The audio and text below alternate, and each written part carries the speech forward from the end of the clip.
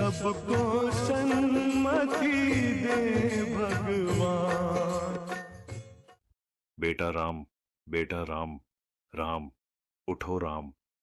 हाँ हाँ, आप कौन हो? मैं मोहनदास करमचंद गांधी हूं। मोहनदास करमचंद गांधी अर्थात महात्मा गांधी? हाँ बेटा, लोग मुझे इसी नाम से ही पहचानते हैं। बेटा इधर आओ, तुम क्यों उदास लग रहे हो? बापू, बात यह है कि कल आजादी का पर्व है और मुझे कल स्कूल में उसके बारे में कुछ बोलना है, इसलिए। उसमें क्या बड़ी बात है, आजादी के बारे में कुछ बोल देना। लेकिन बापू, क्या सच में हम आजाद हुए हैं? तू ऐसा क्यों बोल रहा है? चलिए बापू, मैं आपको कुछ दिखाता हूं। देखिए बापू, उस घर में। मम्मी पापा, मुझ पर थोड़ा रहम करो प्लीज, मुझे आगे पढ़ने दीजिए। मैं आगे पढ़ना चाहती हूँ और डॉक्टर बनना चाहती हूँ। बस बेटा, आपने बहुत पढ़ लिया।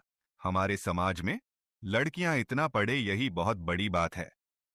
पढ़ना लिखना छोड़ो और अपनी शादी के बारे में सोचो। क्या मुझे पढ़ने लिखने की और मेरे सपने पूरे करने की भी आजादी नहीं मिलेगी? आइए बापू, उस घर में भी देखते हैं। मेहरबानी करके आप यह व्यसन छोड़ दो और घर में भी ध्यान दिया करो। अब हमारे घर में खाने के लिए अनाज का दाना भी नहीं है। वह सब कुछ मुझे नहीं पता, बस मुझे पैसे दो। मेरा शरीर कांप रहा है और दिमाग काम नहीं कर रहा है। अब जल्दी पैसे दो, मुझे देर हो रही है। नहीं, यह पैसे मैं नहीं दूंगी। ये तो बच्चों की किताबें लेने के लिए रखे हैं। चुपचाप मुझे पैसे दो और यहां से हटो, मुझे जाने दो। हे ईश्वर, मेरे पति की इस व्यसन की आदत से मुझे कब आजादी मिलेगी? बापू, और आगे चलिए, मैं आपको एक रिश्वतखोर अधिकारी बताता हूं। साहब, कई दिनों से मैं आपकी ऑफिस के चक्कर लगा रहा हूं। अब तो मेहरबानी करके मेरा काम कर दीजिए। अरे भाई, कितनी बार बोलूं तुझे, तेरा काम बहुत कठिन है और बड़े साहब मना कर रहे हैं। तुझे जो समझाया है ऐसे करो ना भाई। लेकिन साहब, मेरे सभी कागज ठीक है और मैं अपना हक पाने का हकदार हूं, तो मैं रिश्वत क्यों दूं? तब तो सत्यवादी हरिश्चंद्र बनकर तुम्हारी सब फाइलों को लेकर इधर उधर फिरते रहो। जाओ, तुम्हारा काम नहीं होगा।